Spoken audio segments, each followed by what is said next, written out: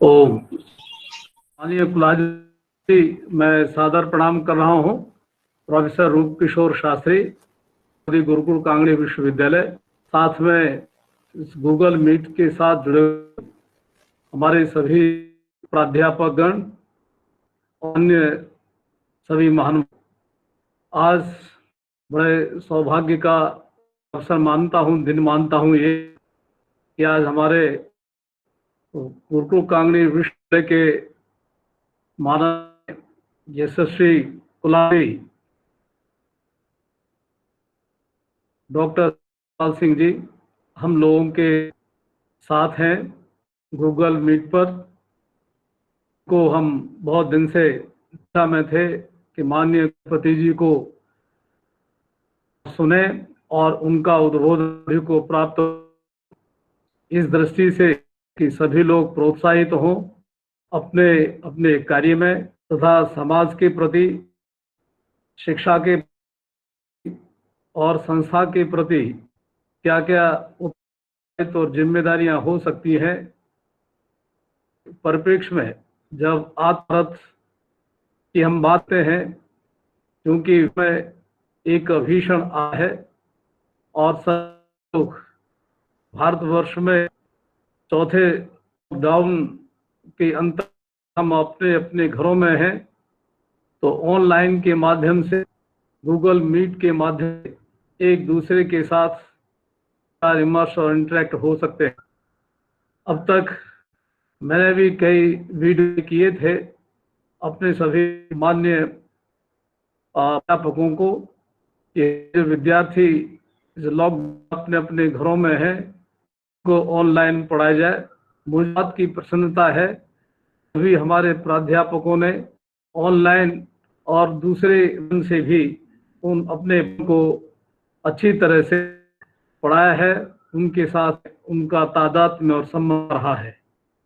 उसी आज हमारे में माननीय कुलपति जी ऑनलाइन गूगल मीट के माध्यम से, तो मैं न कहता हुआ, क्योंकि माननीय कुलाधिपति जी ऐसे व्यक्तित्व है आर्य समाज क्षेत्र में भी, शिक्षा और शासन के क्षेत्र में संपूर्ण जीवन, शिक्षा क्षेत्र में भी, प्रशासन के क्षेत्र में भी, और अब राजनीतिक क्षेत्र में नई नई ऊंचाई को छू रहा है।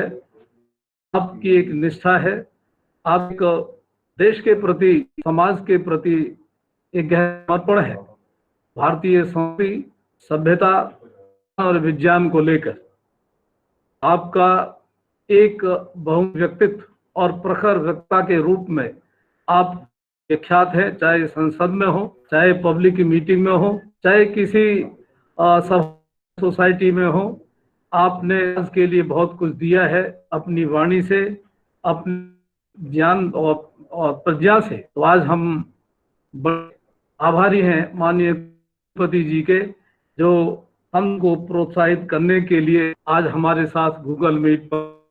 मैं सभी अपने सभी महानुभावों से, सभी प्राध्यापकों से तथा अन्य जो जुड़े हुए हैं, उन सभी मेरा निवेदन है कि आज हम भाग्यशाली हैं कि ऐसे व्यक्तित्व के, ओजस व्यक्तित्व के और संपन्न व्यक्तित्व के धनी गुरु कांगड़ी विश्वविद्यालय के माननीय कुलाधिपति जी को सुन रहे हैं।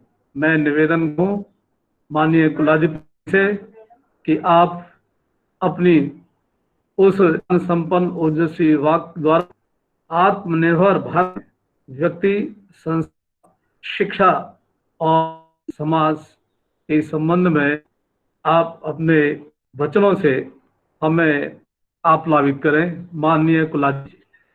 परमात्मा की कृपा से सबसे पहले तो मैं गुरुकुल कांगड़ी विश्वविद्यालय के आदरणीय कुलपति प्रोफेसर रूप किशोर शास्त्री जी और जितने भी हमारे आज प्राध्यापक लोग, हेड ऑफ द डिपार्टमेंट, संकाय अध्यक्ष, जितने भी प्रोफेसर लोग और दूसरे जितने भी मित्र जुड़े हैं, सबका मैं जुड़ने के लिए बहुत बहुत धन्यवाद करता हूं। और विशेष रूप से कुलपति जी का आभार व्यक्त करता हूं कि उन्होंने ये अवसर मुझको दिया है। और भी लोग जो मुझे लगता है वैसे लगभग कम ही लोग जुड़े हैं, 90 के आसपास। जितने भी लोग मुझे सुन रहे हैं सभी को मैं सादर नमस्ते। सबसे पहले तो मैं आप सब लोगों को जैसे मालूम है कि इस कोरोना वायरस की जो वैश्विक महामारी चल रही है, इस सारी दुनिया उससे बदल रही है। कहीं लॉकडाउन है ज्यादातर दुनिया के अंदर, अर्थव्यवस्था हमारी इकोनॉमी की हालत भी बिगड़ी है, शिक्षा संस्थानों में शिक्षा देने का ढंग बदल रहा है, हमारे रहन सहन खान पान में बदलाव आ रहा है, और शरीर की इम्यूनिटी, जिसको हम इम्यूनिटी अंग्रेजी में बोलते हैं, या शरीर की जो रोग प्रतिरोधक क्षमता है उसको बढ़ाने के लिए हम लोग प्रकृति के तरफ या प्राकृतिक साधनों की तरफ, या जिसको हम कह सकते हैं आयुर्वेद की तरफ हम लोग दोबारा जाने की हम लोग कोशिश कर रहे हैं। और इस मैं कहता हूं जैसे छोटे छोटे उदाहरण हम लोग कहते हैं, हम लोग आज हाथ मिलाने के बजाय हम लोग जो है हाथ जोड़ने का प्रचलन धीरे धीरे बढ़ता जा रहा है। और कुछ बातों में वातावरण की शुद्धि के लिए आज हम लोग सारी दुनिया के लोग दोबारा यज्ञ की तरफ बढ़ रहे हैं। ये वही संस्कृति है जिसके लिए स्वामी सरदानंद जी महाराज ने गुरुकुल कांगड़ी की स्थापना की थी। और इसलिए इस कोरोना से लड़ने के लिए हम सभी लोग, गुरुकुल कांगड़ी या दूसरे सभी लोग, उसके लिए जी जान से हम लोग प्रयत्न कर रहे हैं। और मैं आप सभी लोगों का, विशेष रूप से कुलपति जी का, प्रधानमंत्री जी के राहत कोष में पीएम केयर्स में जो 12 लाख रुपए आप लोगों ने जो दान में दिए हैं, ठीक इसी तरह उत्तराखंड के मुख्यमंत्री कोष में भी जो दान दिया है, उसके लिए भी मैं अपनी तरफ से आप सभी लोगों का बहुत बहुत जो है मैं धन्यवाद करता हूं। जैसे मैं कह रहा था कि गुरुकुल कांगड़ी के अंदर भी हम लोगों को जो है काफी कुछ बदलाव हम लोगों को लाना होगा। काफी कुछ आप लोग कर भी रहे हैं शिक्षा देने के लिए। जैसे कुलपति जी कह रहे थे कि ऑनलाइन एजुकेशन पर अभी जोर दिया जा रहा है, सारी दुनिया के अंदर जोर दिया जा रहा है। कितने स्टूडेंट जुड़ रहे हैं, कितने विद्यार्थी जुड़ रहे हैं, उस लोगों का आप लोगों ने रिव्यू किया होगा। कितने परसेंट अभी तक नहीं जुड़े हैं, उनके पीछे क्या कारण है, उसका भी आप लोगों को पता करना चाहिए कि उसके पीछे क्या कारण है, कितने विद्यार्थी हम लोगों से क्यों नहीं जुड़ रहे हैं। तो मैं जैसे कह रहा था कि दुनिया कुछ ऐसे वो आएंगे, बदलाव आएंगे जो मुझको लगता है अस्थायी रूप से हमारे देश में, दुनिया में रहने वाले हैं। आज लोग बात करने लगे कि जो हमारे पारंपरिक स्कूल्स, कॉलेज या विश्वविद्यालय थे, आज लोग जो वर्चुअल स्कूल्स, वर्चुअल कॉलेज या वर्चुअल यूनिवर्सिटीज की बात करने लगे हैं। तो इसलिए कुछ लोग सोचते होंगे कि भाई शिक्षा को जो है अगर ऐसा वर्चुअल बिल्कुल हो जाएगा तो टीचर्स की या प्रोफेसर्स की फिर जरूरत क्या होगी। ऐसा कुछ लोगों के दिमाग में एक प्रश्न पैदा हो सकता है। लेकिन अच्छे टीचर्स की, अच्छे प्रोफेसर्स की हमेशा से जरूरत रही है और हमेशा उन लोगों की जरूरत रहेगी। ये बात जरूर है, इस कंपटीशन के जमाने में जैसे जैसे दुनिया बदल रही है, शिक्षा देने का ढंग बदल रहा है, उसमें जो मीडियोकर हैं या जो इनकम्पिटेंट कुछ लोग होंगे या लेस कम्पिटेंट जो लोग होंगे, वो धीरे धीरे वो छटने वाले हैं। कल को हो सकता है कि गवर्नमेंट या भारत सरकार या हमारे प्रादेशिक सरकार इस प्रकार का कोई कानून ले आए, ऑनलाइन टीचिंग से हो रही है कि ऑनलाइन में अच्छे लेक्चर ट्यूटोरियल तैयार नहीं कर सकते, ऐसे लोगों की छुट्टी की जाए। तो आज हम लोग जैसे आज से 40 साल पहले हम लोग कहते थे जो 10वीं पास नहीं है वो अनपढ़ है। आज से 20 साल पहले हम लोग कहने लगे जिसको कंप्यूटर मालूम नहीं है वो अनपढ़ है। आज इस जमाने की जरूरत यह है कि जो वर्चुअल उस पर या ऑनलाइन टीचिंग नहीं कर सकते, ऑनलाइन नहीं पढ़ सकते, मुझे लगता है कि वो लोग भी अनपढ़ की कैटेगरी में आने वाले हैं। अतः मेरा सबसे पहले तो आप लोगों से ये निवेदन है और कुलाधिपति होने के नाते एक मेरा आदेश भी है कि प्रत्येक जो प्रोफेसर है जो यूनिवर्सिटी में पढ़ाता है वो कम से कम 7 वीडियो लेक्चर तैयार करे और अपने जो जो जो भी उसका सब्जेक्ट हैं, जो टॉपिक को पढ़ाते हैं, और उनको यूट्यूब पे हम लोग उसको डालें। लेक्चर की क्वालिटी बहुत अच्छी होना चाहिए और अच्छी हम उसको बना भी सकते हैं। आज दुनिया के अंदर इतना कुछ मटेरियल है, इतनी किताबें हैं, इंटरनेट पे इतना कुछ मिलता है, यूट्यूब पर है, हमारे मूक कोर्सेज में है। इन सब को देख करके हम ऐसा वीडियो तैयार करें कि दुनिया में हिंदुस्तान की जितनी भी यूनिवर्सिटी हैं उसमें हमारा उस टॉपिक पे हमारा जो वीडियो होगा यूट्यूब पर जिसको हम अपलोड करेंगे वो सबसे अच्छा होगा। इसलिए मैं आप लोगों से ये निवेदन करूंगा कि प्रत्येक महीने कम से कम 2 लेक्चर हम यूट्यूब पर अपलोड करें, और दूसरे जो लोग हैं, ताकि आपके जितने स्टूडेंट्स हैं, जितने आपके साथी लोग हैं, दुनिया के लोग उसको देख सकें, सुन सकें। और यूट्यूब पर जाने का मतलब ये होगा कि ये दुनिया को कोई भी इसको देख सकता है। उसमें आपकी इज्जत का प्रश्न है, गुरुकुल कांगड़ी की इज्जत का प्रश्न है, हम अपने डिपार्टमेंट का प्रश्न है कि उसकी क्वालिटी क्या है, उसका कंटेंट क्या है। और इसलिए मेरा विश्वास है कि आप इसमें बहुत अच्छा काम जो है सब लोग उसके अंदर करेंगे।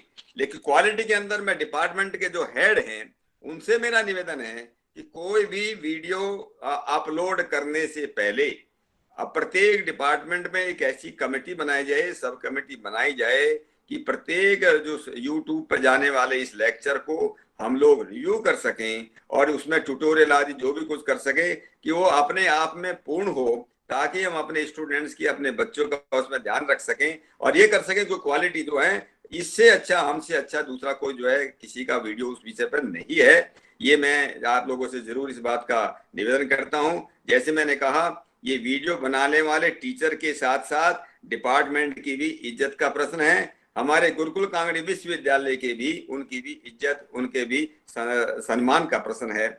और इसलिए मैं इसी प्रसंग के अंदर एक बात मैं जरूर आप लोगों को ये शेयर बात करना चाहता हूं कि शिक्षा जो है 4 प्रकार से दी जाती है। एक जो है शिक्षक विद्यार्थी, तो हमारा पारंपरिक तरीका है कि हमारे सामने जो है हमारे विद्यार्थी बैठे और शिक्षक जो है, प्राध्यापक उनको जो है अपनी बात कह रहा है और लोग सीख रहे हैं। आज ऐसे शुरुआत हो रही है, हम वीडियो कॉन्फ्रेंसिंग के माध्यम से, हम लोग जो है वाणी के माध्यम से, भाषणों से, किताबों से, उससे हम उसको दे सकते हैं। तीसरा एक और वो है कि जैसे अपने मन से गुरु के प्रति अगाध श्रद्धा रखने वाले जो लोग हैं, अगर उनके पास संकल्प है, वो लोग भी बहुत कुछ सीख जाते हैं। आजकल महाभारत का सीरियल चल रहा है, आप लोगों ने उसको देखा भी होगा। एकलव्य और द्रोणाचार्य की कहानी सब लोगों को मालूम है। और इसलिए, लेकिन ये तीनों साधनों से जो भी हमको ज्ञान मिलता है, जो भी हमको नॉलेज मिलती है, उसको हम कहते हो बोरोड नॉलेज है। वो हम लोगों ने उधार लिया हुआ ज्ञान है, दूसरों का ज्ञान है। इसलिए एक चौथा प्रकार है जिसको हम आत्मज्ञान कहते हैं, जिसको कहते हैं, हमारे उपनिषदों के अंदर कहानी आती है, नारद और सनत कुमार का दृष्टांत आता है कि नारद ने सब विद्याएं पढ़ दी, चारों वेद पढ़े, लेकिन फिर भी उनको कुछ कमी महसूस हो रही थी। और ऋषि सनत कुमार उनको कहते हैं, भाई बिना आत्मज्ञान के जो है आपको जो है साक्षात्कार नहीं हो सकता। कुछ लोग ऐसे हैं जो अपने संकल्प के द्वारा, ध्यान के द्वारा, समाधि के द्वारा, जिसको हम अंग्रेजी में बोलते हैं कि इंडिविजुअल कॉन्शियसनेस जो है, जो व्यक्तिगत चेतना है, जब कॉस्मिक कॉन्शियसनेस से, वैश्विक चेतना से जाकर के मिल जाती है, तो हमको जो एक साक्षात्कार होता है। किसी भी प्रकार का साक्षात्कार हो सकता है और किसी भी प्रकृति के किसी भी बारे में हम लोग ज्ञान कर सकते हैं। और ऐसा जो ज्ञान है उसी को लोग कहते हैं कि वो वास्तव में असली ज्ञान है। इसलिए मैं कहता हूं कि हम लोग जो हैं, जो इसकी तरफ जा रहे हैं, ऐसा आगे चल करके ऐसा हो सकता है। इसलिए हम लोग जो हैं अपने क्षेत्र के अंदर, जैसे ऑनलाइन जो हम एजुकेशन हम लोग देना चाहते हैं, वो ऐसी बने कि उसको लोग देख सकें।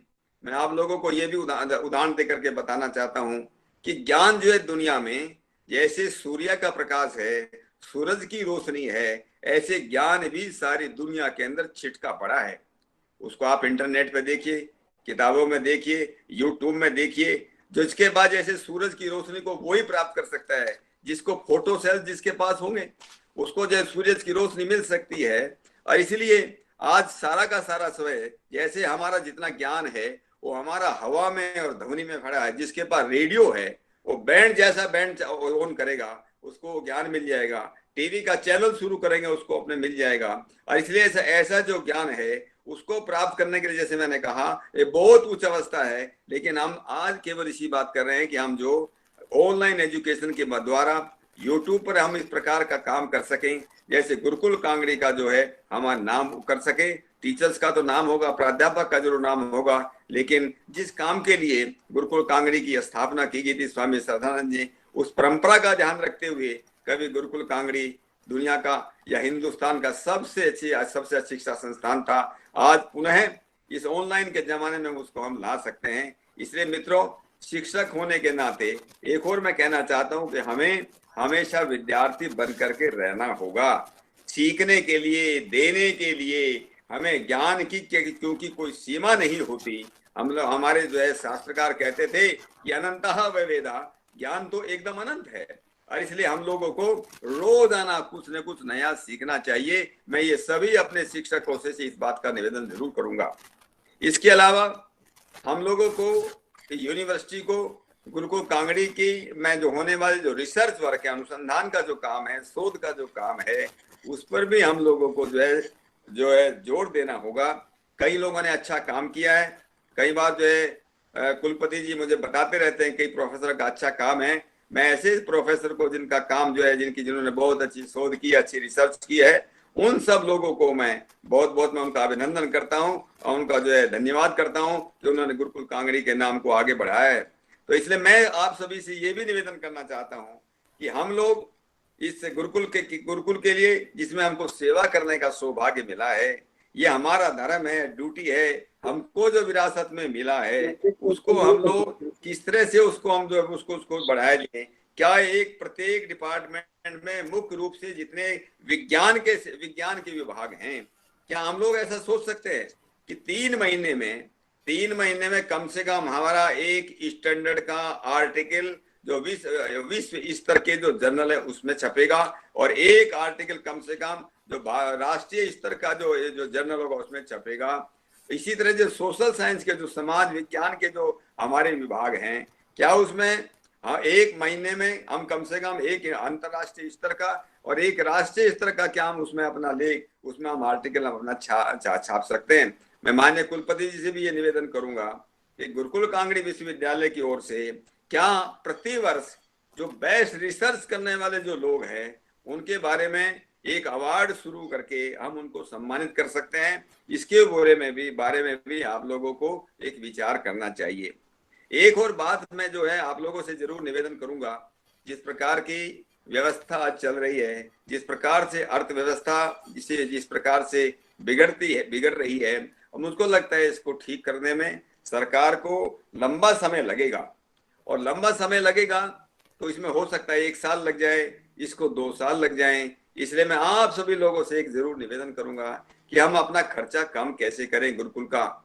इस कांग्रेस, देखिए हम लोग जब अपने घर के खर्चे को कम करते हैं, वो हमारा अपना पैसा है, क्या सरकारी पैसे को भी हम लोग अपना पैसा मान करके इस महामारी के जमाने में क्या उसको हम कम करने का काम करेंगे, और किस प्रकार से हम कम कर सकते हैं। क्या हम स्टेशनरी कम कर सकते हैं? क्या स्टेशनरी के बजाय, फोटोकॉपी करने के बजाय क्या हम ऑनलाइन अपनी फाइलें भेज सकते हैं?